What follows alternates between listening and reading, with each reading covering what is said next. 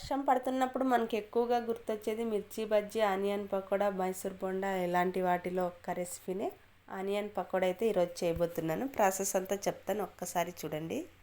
మునగాకు కాంబినేషన్లో అయితే చేస్తున్నాను. ఒక్కసారి మీరు కూడా ఈ టేస్ట్ ట్రై చేయండి. ఇప్పుడైతే చూడండి, మునగాకు, కొత్తిమీర, కరివేపాకు చిన్నగా కట్ చేసుకొని, ఆనియన్స్ వచ్చేసి పొడవుగా కట్ చేసుకొని, ఆ తర్వాత రఫ్గా దంచుకొని జీలకర్ర, వామ్ అయితే వేస్తున్నాను.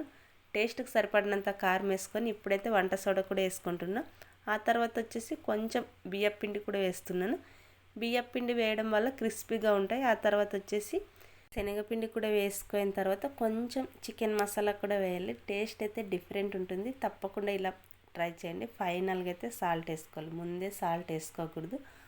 ఆనియన్లో ఉన్న వాటర్ అంతా బయటకు వస్తుంది కాబట్టి ఫైనల్గా సాల్ట్ వేసుకొని ఒకసారి అంతా బాగా కలుపుకున్న తర్వాత ఇప్పుడు ఫైనల్గా వేడిగా ఉన్న ఆయిల్ అయితే వేసుకోవాలి. వేసుకున్న తర్వాత కొన్ని నీళ్ళు వేసుకొని ఒకసారి బాగా కలుపుకోవాలి.